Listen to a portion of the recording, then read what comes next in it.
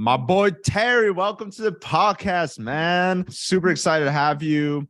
Just a little bit of an introduction for Terry. He's pretty much formal amateur basketball player, finally got into real estate investing, did wholesaling for a little bit, and now is super focused on development, getting lots, doing new development in Joshua Tree, California, and you got an immense amount of experience there. I just want to talk shop with you and really just educate the masses on what it takes to really take from the ground up to do development and to really design these beautiful short-term rentals. So welcome to have you. And first and foremost, I appreciate you having me, Patrick. I've talked with you multiple times before the podcast, and we've grown a relationship through real estate. So I'm always thankful for us to just share information. And yeah, my journey in real estate starts off as a minor league professional basketball player who wasn't really making too much. I started off in the NBA G League, and my first salary was $35,000 for the G League. And I always thought when I was playing the G League, man, how am I going to get paid after this? One thing led to another. I was able to buy my first property while in Delaware, while I was playing for the Delaware Bluecoats. And I bought that property for $170,000, and a year later, I was able to sell it for $320,000. So it was just like, wow, when I was able to see that, I was able to see myself make money, not through your typical W-2, but through works of your own and things that I was able to. I thought that was amazing. And I was like, wow, what if I put some more effort into this? What could it lead to? Then one thing led to another. I started wholesaling real estate, started educating myself more and more. And I got myself in a niche of wholesaling land. So I was able to lock up lots under contract, even buy some lots for discounted values off market, and then resell them for a higher profit. But as I was starting to resell a lot of these lots to developers in Joshua Tree, I was like, okay, cool. I'm making $10,000, $15,000 a spread from each lot I sell. But these developers were they were building on these lots for 400,000 and selling them for about 750K plus. So I'm like, man, I'm making 10K here, 15K at max.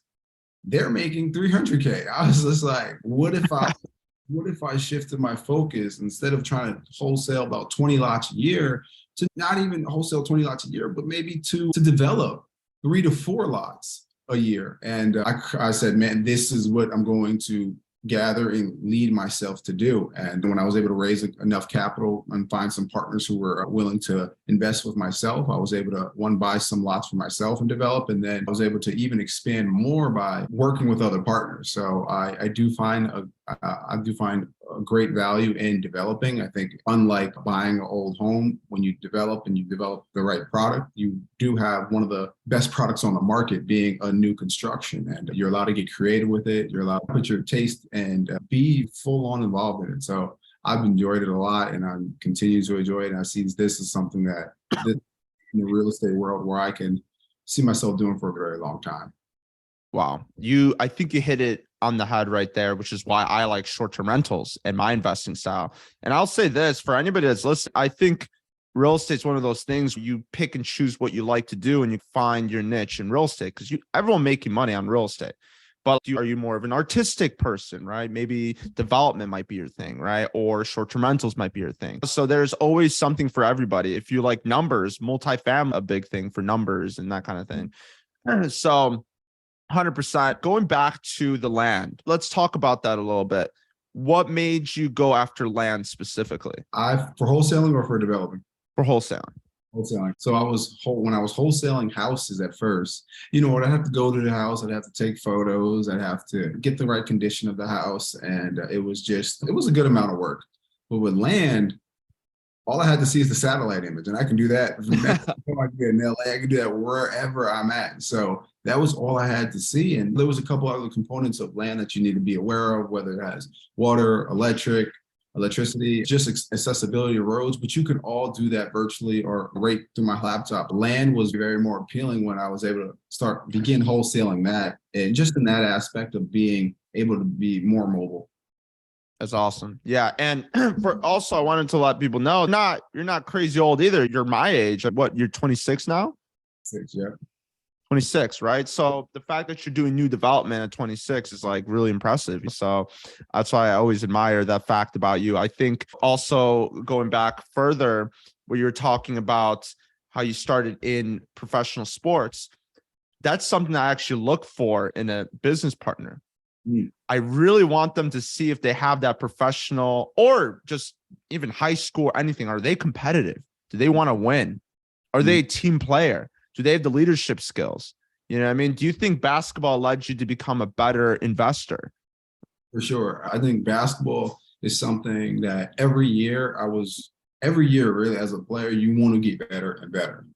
There's no matter where you are, you just want more for yourself. You want to, whether it's getting your shot better or just improving some part of yourself. And that's the same thing I see myself in business. Every year, I want to get better and better. I think I'm in year 4 now. I think year 1, I was buying $100,000 properties. Year 2, I was buying $300,000 properties. Year 3, now these jobs for I'm building $500,000 properties turning into $1 million. And now I'm able to, my last acquisition was actually it's going to be a multifamily development in Los Angeles. So now it's $1 million acquisition that should turn into roughly anywhere from $6 to $12 million when it's all said and done. I just love that growth. And it's a little bit addicting that every year you want to grow, but I think that's something that sports has definitely instilled inside of me. Awesome. What kind of player were you on the field on the court? Man, I started off as a mostly shooting guard. So shooting guard, I was a lethal shooter. Still am, but yeah. So lethal shooter, how does that translate to real estate? Are you a team player? Are you a leader? What were you on the court? What do people describe you as? Definitely. Lethal shooter. Yeah, definitely a leader, always locked in, and I definitely specialized on a specific niche in the craft. It wasn't like LeBron is like that all-around player. LeBron jump. I was one of those players who just, you're going to give me the ball, he's going to do what he's supposed to do. You were like that key player for that specific thing. Was it shooting? There you go. So who would you compare yourself to as a player in the NBA right now? Klay Thompson Klay Thompson? Cool. Awesome, man. Yeah. So now you're bringing this to what you're doing now, which is awesome. And you're a lethal shooter, right? You're shooting your shot, you're getting these deals, and hopefully you get the bank shot. What's currently with the land? Let's go back to that. You were at the land deal stage. You saw these people making more money through development. Walk us through, what was your first development deal? How'd that look like? How did you get into that? How did you finance it? How did you do all that? So the first one was a off-market deal. I believe it was a woman who just was passed down from father or grandparents who passed away. I had no care for land whatsoever. So I was able to get 2.5 acres in Joshua Tree for roughly around $18,000 with water and power. And I was like, this is a no-brainer. It's a good deal. She wants to sell this thing quickly. I want some land to begin my journey as a developer. And here we go. So that was that. Obviously, as a first-time developer, you're not going to get everything right the first time. I went through a handful of trials and tribulations with this thing, but I'm learning. And once you fail once, you're probably not going to do the same thing again and fail again. I was able to buy it for $18,000, and then cost to pre-develop it was around about $40,000. That's architects, plan fee, land tests, all that was about $40,000. But now I'm able to. The first time it cost me $40,000. Now I'm able to lower the cost because I know the market. I know how to develop a bit better now. Can you walk us through that? Because I know it's like second nature to you, but for the people listening, they might not know all the different intrinsics of pre-development. Can you maybe walk through like how that works and what you learned? So first, you got to get a site plan that just maps out the 4 corners of your lot. If the lot is in the slope, you might need a topography report, and that just shows the elevations of the lot. Luckily, my lot was a flat lot. We got that. You got to get a percolation test, that just detects the water and make sure that you're able to get water to the property and able to put a septic in the land as well. Then you got to get your architect on board, and that's a crucial part. You want to make sure your architect is a local architect, somebody who's done things in the past in that specific. Who do you use in Joshua Tree? Joshua Tree, I use a couple architects actually. I use the one guy, his name is Design Concepts, local guy out there. That's my main person I work with. Why do you go local? I go local because not like in trial and tribulations where you just learn. I want to use somebody who was, and long story short, is when you use somebody who's not in the area, they're just not accustomed. Every city works a little bit differently when you're submitting plans. So if you use someone local who knows the city, knows what the city wants, it's a much quicker process of getting through planning and permitting rather than you going through somebody from a development Joshua Tree, rather than you going through somebody from LA who's never submitted plans to San Bernardino County. It's a whole new ballgame for them. Going local would be definitely benefit you. Yeah, and I'm sure they have connections to the city as well. They know people inside. They know what they're looking for. They know what works, what doesn't. So I definitely think that. Yeah, cool. So you got the pre-development. We were talking about the architect. Is there anything else involved in that? Structural engineer, basically the architect I consider is like the artist. He'll put everything together. Structural engineer will do all the bones of and make sure, all the bones, the concrete foundation of the house, make sure it stands and make sure it's obviously in good, stable condition. Once you Did you finance this, by the way, or did you put out of your own money? So this is the crazy thing with developing that I actually really love. When I was flipping houses in Joshua Tree, I was always coming out anywhere from about 60 to 80K out of pocket. Yeah, and that's just from down payment, construction costs and whatnot. With the new development, when you bring in the right construction lender, I am still the same 60 to 100K out of pocket. So this is honestly amazing because now I'm creating something that's costing me with debt 500,000. Rather, if I did the same thing on a flip for 500,000, it might have been worth 650, whatever. But the new development is worth 800 plus. So I'm like, okay, this is a no-brainer. But I would come out of pocket for all the pre-development costs, like the land survey, all the tests, architects, plan fees. And then once I get the plans approved, I'll go to the construction lender. And what the good thing is when you go to the construction lender, you're allowed to use your pre-approved plans and your land as technically like the down payment, which is leverage for yourself and a better way for you not to come more money out of pocket. Because as new developers, we are limited on a bit of capital. But this was my best way of getting to the next step and being able to build this project. Got it. And you're talking about partners. Where does that come into the picture? Is that jumping too far? No, not at all. I feel like sometimes when you manifest, things start to come your way. And I remember my goal was, I was like, I want to build 15 houses out here. I didn't know how. I really didn't know how. I was like, I want to build 15 houses out here. And one thing led to another. I just kept communicating with people, kept letting people know what's going on. And just one day I was out showing some land to some investors in Joshua Tree. And they were like, I showed them my projects and they were like, look, we love what you're doing. And they said to me, I have the liquid, we have the capital, you have a great plan. Whatever lot that you think is good to develop on, let's put it together. Let's go, let's attack it.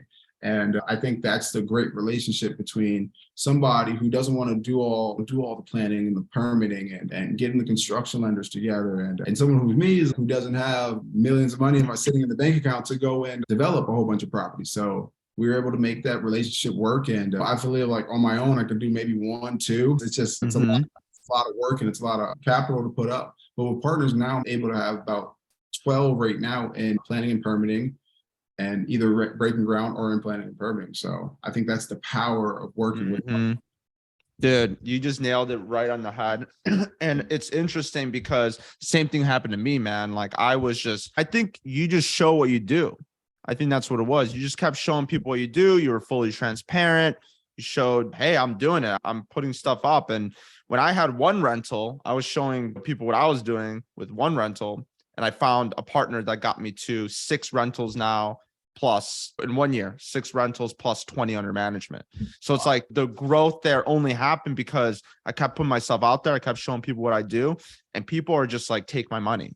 I just do what you got to do. You got the crew, you got everything going in Joshua Tree. Just take it and just run with it. And it's similar to what happened to you. You show what you did. You're transparent. They fucked with your vibe. And then they said, you know what? Take my money and go run with it. And I think that's the big thing. It's trust and actually doing deals. Like people always ask me, like, how do I get money? Yeah, you can get money before you do a deal. It's definitely possible, but it's a lot easier when you're doing deals and people see what you're doing. They're like, okay, cool. I like this. I agree. I always feel like it's good when you do 1 or 2 because now you have the proof of concept that it works. And your proof of concept doesn't have to be anything crazy. I have a buddy of mine who all he did was rental arbitrage. It was he invested $6,000, got an apartment, showed the numbers of what he made on Airbnb, and now he had 3 investors lined up, and he's about to scale that one rental arbitrage apartment to 15.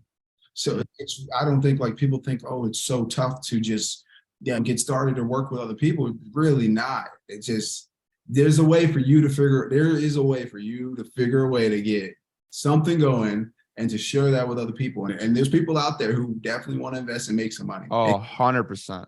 And you'd be a fool. I think what's crazy is before you get into real estate, and correct me if I'm wrong, but before you get into real estate, you think, okay, great. You just got to figure out how to make the money and then you can make more money, right? Like you think money is limited, right? Money is the resource and you have to try to save as much as you can. You try to spend accordingly, like all this stuff. But then you start shifting your head. You're like, whoa, all these people have so much money just sitting there. Money is an unlimited resource almost. There's so many people sitting money with their bank account. They're not doing anything with it. And so you start realizing, dang, the deals are the limited resource. That's what you got to find is the deals and the crews to make that happen. And so that once you think that, you're like, I got the expertise. I got the crews. I got everything streamlined. Why can't I do 15 new dev builds? For sure. Like you said, the deals are the hard part. I think that's where my value, that's where a lot of real estate developers, real estate investors' value come from, is to find deals, good deals, and make them work. Yeah, to be honest, like if there was $1 million property that I had under contract and I know that I can sell it and know that I can sell it for $5 million the next day, I'm gonna get that $1 million. Oh yeah. That's not the hard part. That's not the hard part. That's so easy, dude. You walk into even a bank, and you show them that and they run their numbers. And if they know their shit, they're going to tell you, here's my money, take my money. Like it's insane how people think so limited. But the moment you start having unlimited money, like I say unlimited, but in general, just like unlimited access to money, you start realizing there's no limit as long as you keep finding. Sure. That's awesome. So now you said you wanted to do, and correct me or remind me, how many properties are you working on right now? New dev, 12. So new dev 12, you're 3 away from your goal. I'm assuming that goal has gotten up, or like, what's like the future look like? What are you thinking? That's a great question. The future, I think now I'm at a point where I'm focused on who I want to work with. Now I feel like a lot of people want to buy land. And now I feel like those last 3, I do want those lots to be special lots in great areas. Of course, I got to get the good deal. And I catch myself a little bit focused on the projects I have on hand right now, rather than sourcing and finding new deals. So I'm being very patient. And I think they're gonna come. They're gonna come soon. But I want those lots to be like Special. Super special lots. Yeah, hear me out on this. I'm actually doing a deal right now, and this is funny because I haven't told you this. I'm doing it on air, but I'm actually working on a deal that it's near Joshua Tree National Park. It's an amazing deal. I'm not doing new development, but it's a big undertaking. And we found this architect that's absolutely genius, like a local architect. Have you heard of David? What's his company name? Terra Projects. I think I've heard, yeah. He's very impressive. I think he did one of my client Boulder home and like literally land in the boulders, new development. And it looks so good. Is that kind of what you're looking for in Joshua Tree? Is like a Boulder home? They're gonna knock out of the park. I just think that there's a lot of value in something that's special, something that's unique out there. That's more of the things I would like to stick to. I did with those the 12 lots I have. I do have a couple that are like in residential areas, so I don't want to get too crazy or too unique, just because the value. Right. Yeah, it's basically, it has a ceiling to it. The value of the property. So it'll just be some basic modern builds there, but I do want something where I can get that creative and create something that's super special and can do, honestly, to do 400K plus, like something like that. So that's where I think the ones that I currently have, the special ones I currently have, I think those are anywhere, you've seen them anywhere from, I like to just be conservative, anywhere from 150 to about 250K gross. But they are unique, they're special homes with pools, luxury homes. But I do want those last 3 to be some really like knock out the park, like crazy special things. But that's definitely in line of what I'm trying to get. Yeah, that's awesome. I'll keep you in mind if I find anything. Maybe we could do a deal together, who knows? But yeah, cool. That's awesome. So what do you look for when you buy your lots, and what are the most desirable things that in Joshua Tree specifically? If I'm a new developer, I don't want to spend, let's just say I don't have the money to spend 150K plus for a lot near the park or something like that. I want to be around that 20 to 40K range. I'm looking for space. I'm looking for above an acre, at least 1.25 acres, just because the consumer for Joshua Tree does want that. They don't want to be hugged up by other people. They do want their own space. I'm looking for good comps in a mile to 2 mile radius. I don't want to be in a trashy neighborhood. No offense to any, but there are trashy neighborhoods everywhere. But I want to be in a solid area where I know that the area is stable and I know that the resale will be there. I'm looking for utilities. It takes too much time, and in this game, time is money to bring utilities to a property when I know there's other properties with utilities. And what else am I looking for? That's pretty much it. Do you look for views? Do you look for boulders? Like for you, like when you get to the more expensive proper lots? I feel like Joshua Tree has like when you're in that 2 acre range, the views are almost inevitable. They'll be there. But yeah, views are huge though. Views are definitely huge. If they're there, that's also a huge plus. All right, let's go through the last 3 houses, right? Bucket list houses for Terry. What are the 3 houses? Can you, in your mind, in your vision, what would it be? Like, let's go from 3-bedroom on the boulders with a view in Flamingo Heights, like that kind of thing. You could just tell me what you're looking at, or one property on 30 acres in Pioneer Town. What's your thing? What are you looking at? I want something close to the park. I want something park, and I know that it's going to be I'm used to buying 20 to 50K lots, so I know it's going to be more of an expensive lot, but it's something that I'll be ready to acquire when the time is ready. And I definitely want some boulders around it. Definitely has to be above two. Of course, all my houses, it will have a pool. And I don't know if I want to tell you the design yet because I got the design in my head. Oh, you're not gonna share it? I want you to see it first, man. I want you to see it. Okay. Let's go. I have the idea. It's gonna be something pretty crazy. Okay, could I just ask you one question? Yeah. Is there gonna be a full court basketball court on there? No, there's not. Not on this one. No? Oh, dang. Okay. All right, cool. We'll leave it with a little hanging, for future updates from Terry. You got to follow Terry if you want to see those updates. Cool, man. So you got the land, you got the new builds going on. Let's say you get your ideal new builds. Now, what's the future look like for Terry after that? What's really on your bucket list? What do you really want to accomplish? What do you want to do? What do you want to be known for? I want to be a creative developer. I like developing because it gives me the ability to create with the architect, and I love seeing things come from my head to the floor plan to the 3D drawings to real life. Honestly, it's just so dope to me, and I just want to keep building and I want to go as big as I can get. So my next, after I do a lot of these luxury builds in Joshua Tree, I still see myself building here and there out there as well in the desert. I see value out in the desert. I do want to get into multifamily. I am getting into multifamily currently. Yeah, I just want to expand on that. I want to have, by the end of the year, I want to be embarking on at least 3 apartments in Los Angeles. And nice. So do you see yourself developing multifamily properties, like big multifamily developments all over LA, California, all over the country? All over the country. Kind of thing. All over the country. So once I can start really mastering the development game, I'll definitely start shifting into other markets. But I personally I feel like another thing about development, you really need to know the code of the city. So like you need to know in LA, well, how many units can I get on this property? How many parking spots do I need? What's the cost to build this? There's just so much. And the zoning requirements, and every city is different.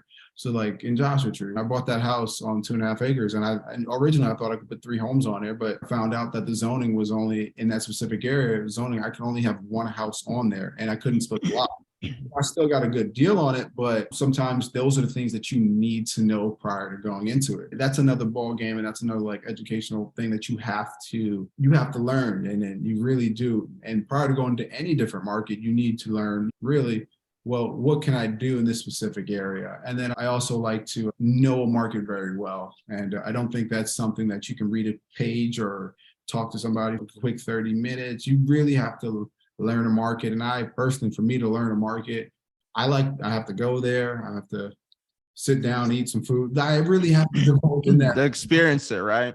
You got to. So like Joshua Tree, I'm like, all right, I went out there 30 times before I bought something out there. But it's like, all right, let me make myself a Joshua Tree a visitor. What am I looking for here?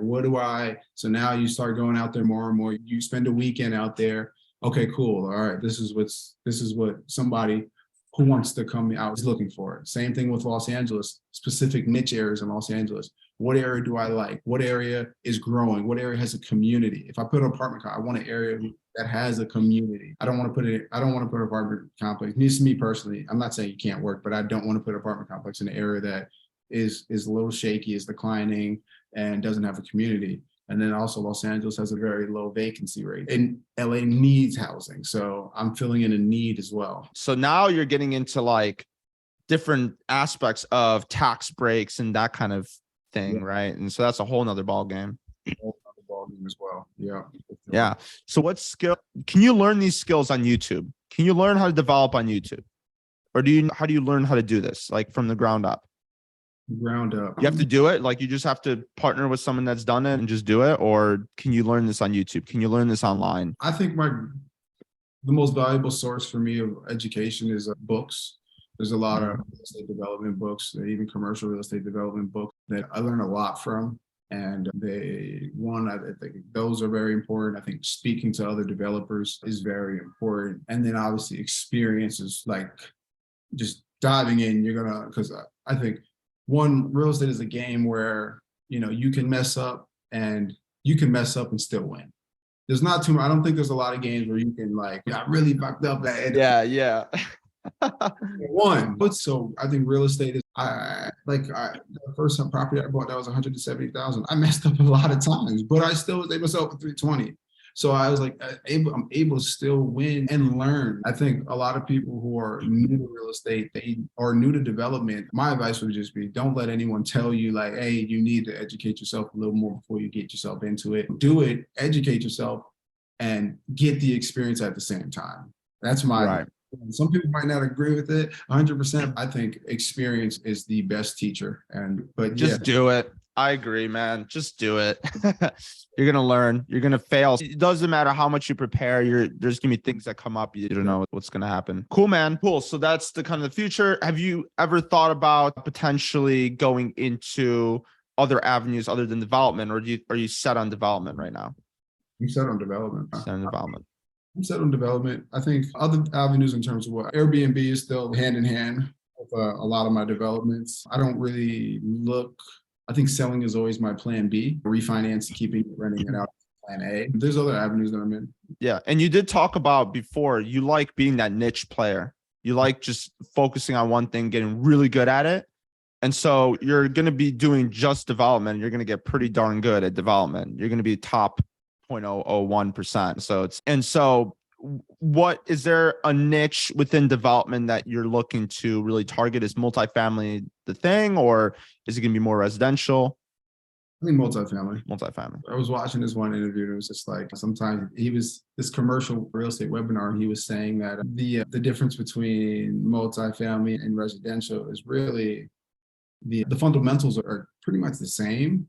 The only thing that's different is adding that zero to the back of the numbers. So now you still work with partners, you're raising money, you're buying the land, you're buying the property, you're getting the architect, you're getting the structural engineer, and maybe more structure, bringing in attorneys, making sure the logistics, bringing more financing is in place. The same way I evaluate my numbers for these residential homes, I'm valuing the same with these multifamily units. Yeah. Can you outsource so what in development do you enjoy doing, and what parts do you outsource and you just want somebody else to take over? Oh, that's a great question. I think that's a great question. That's a great question. The creative process, I want to be hand in hand with the architect. I want to work along him. I want to make sure the vision is similar to the vision I have in my head of what is going to be created. I don't like to create anything that looks normal, that's basic. I want something that's new. I personally if you see my stuff, I do like a futuristic vibe with anything. So even with these apartments, I want to do something that's futuristic. We're young. When we're creating new things, it's we don't have to create something that's looked like the same thing that was created by the person 50, 60, 100. It's like, it's our time to create it, to make these, whatever we create. So I definitely want to do something that's innovative, new, and a futuristic vibe. So I definitely want to be hands-on in that. When it comes to planning and permitting, when speaking to the city about what needs to be done to the designs to make them better, and do all, just leave it up to the architect. You handle all that. Meetings with the city, you do all that. I feel like my first build, I was very hands-on the construction, hiring different subs and whatnot. And then I saw myself as like the construction manager. You're the GM pretty much. I don't want to keep GC. GC, exactly. Yeah. I don't want to do that more in the future. I feel like my value as a real estate developer is finding deals. It's not being a construction management manager. You live and you learn, and that's one of the things I definitely learned. And it is a lot of time, but I feel like that's always something. My first house, I was over here scraping wallpaper off on the house, but at the time I didn't really have the money to spend so much. So I'm doing what I can. But then I was like, all right, look, next house, no, No way. Yeah, that's not happening. It's not happening. So it's just, so like now, first development, I'm over here doing all these calls to people. Next one, no, just bring somebody on. But the thing is, if you're so good at finding deals, the deal should be good enough for a construction manager. The deal should be so good enough for a good quality architect to go in and do what he has to do and speak to the city. You don't really. Yeah. So are you building out that team right now? Are you hiring? Do you have an assistant? Do you have a construction manager you want to use? Or are you looking for all those things? Yeah, so I got a new construction manager out there in the desert now. It's been awesome. Who is it, if I may ask? His name is Pete. He's nice. Yeah. You probably won't. I don't know if you know him, but no. Yeah. But you got to sometimes find out like what you want in a crew, what you want in for me, it's organization. It's making sure guys show up on time, making sure when inspections are, you're there, the property is fully ready for inspections. There's a whole bunch to it, but I'm learning as I'm going, but this has just been honestly like getting into it has been one of the best teachers that I can ask for. 100%. I think that's the thing that people should take away from this. If there's one thing, just do it. I know it sounds daunting, but just do it. Maybe Terry will let you go see his property. I don't know. So hit him up. Maybe he has time for it. That kind of thing. Cool, man.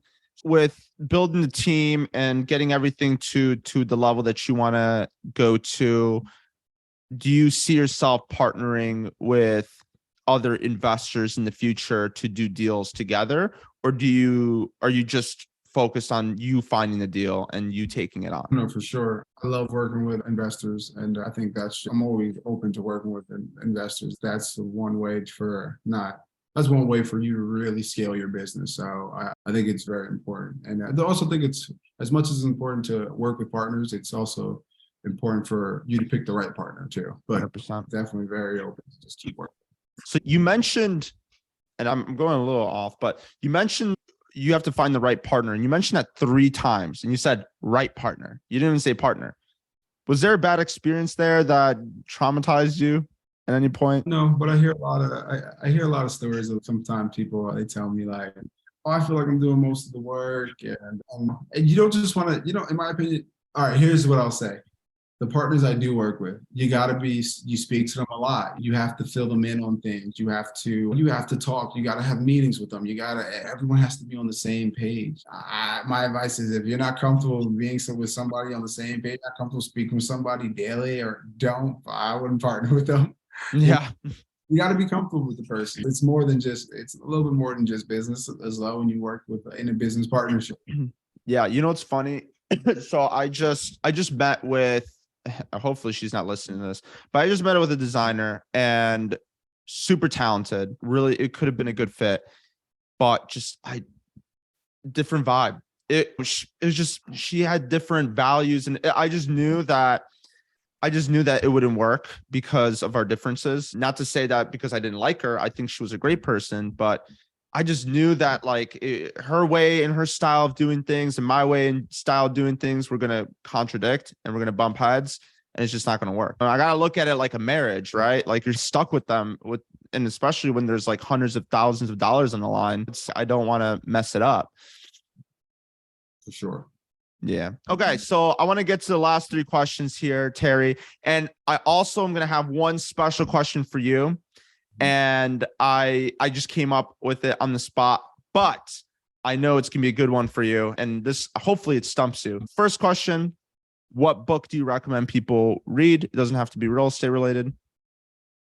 I have two. I highly recommend the book on rental property investing by Brandon Turner. I feel like that's just a book that has helped me like understand the real estate game and trigger the right mindset. And if you're new to real estate investing, it it definitely makes you read that. When you read that book, it's, oh, this is not that hard. That's a huge one. And then Rich Dad Poor Dad is another one of my favorites as well. And when you read that, you understand the true value of creating wealth and creating cash flow with real estate as well. I would love for one of my listeners, anybody that's really following this podcast, to take note on tally of how many people have said Rich Dad Poor Dad. I really am curious. I think it's over 50%, but that's awesome, man. So second, we talked about this a little bit, but I just wanted to iterate. What's the future for Terry look like? Like 20 years from now, what's Terry doing? I want to build a city, a futuristic city. Dude, I'm just going to give you the third question. The third question was literally that. You just guessed it, man. What the heck? I was going to say, you're starting from scratch and you're building a city, Terry. This was my custom question. You're building a city from scratch, futuristic city. Where is it? What does it look like? What's the vision? All high rises, all low rises? Is it in the desert? Is it in the wine country? Is it by the beach? What's the vibe? Oh man, that's okay. The location is a tough one because sometimes I think about it a lot because it is my goal. That's like my life. I call it my life's masterpiece is to build a city. And the location is always the trickiest part. But you want on an island? I don't know. What kind of vibe are you going for? Are you going city or? Gotta be like a futuristic vibe. I like utilizing a lot of technology. The best technology in my places always have smart camera, smart. Even in the houses, smart locks, smart lights, smart blinds. Like the houses. Like the house is always. Does a house tell you how you're feeling and also ask you how your day went? Like the house that you came to, you'll be able to talk to it and say, "Hey, turn the lights on in the kitchen." Hey, oh, that's sick. Yeah, it'll be like that. So I definitely like to integrate technology. Exactly. So I would definitely, when the city gets created, I want the best technology there. Definitely high skyscraper. Bro. It's because it's like a whole like one day I'll definitely have that whole list and everything. But the location is tough. Like you would love to do California, but I don't know. The land prices out here are a little too crazy sometimes. But I'm talking about ideal. I'm talking about like flat land, like Dubai kind of vibe or vibe for sure. Dubai vibe For sure. Have you been there? I haven't, but I need to go out there. Dude, how are you not out there? Like you should be. That's like the first place you should go to get inspiration. It's crazy. I do plan on trying to get out there this year. Okay, cool.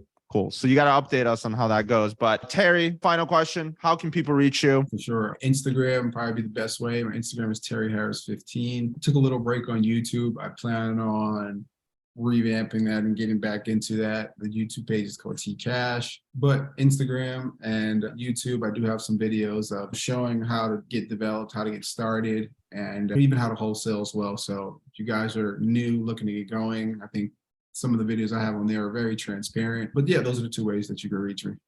Yeah, and huge vouch. I know Terry's got some awesome stuff on his YouTube, and hopefully you're in the grind stage right now. You're just like head down working. You're kind of, sometimes I text you and it takes a few days to get back. Like you're like really busy, and that's a good, you don't have time to push out content, but I know for sure, Terry, I have a feeling you're going to just be pushing out content later down the road and sharing your journey, and you're just a giving person, man. So I'm looking forward to it. Definitely follow Terry Cash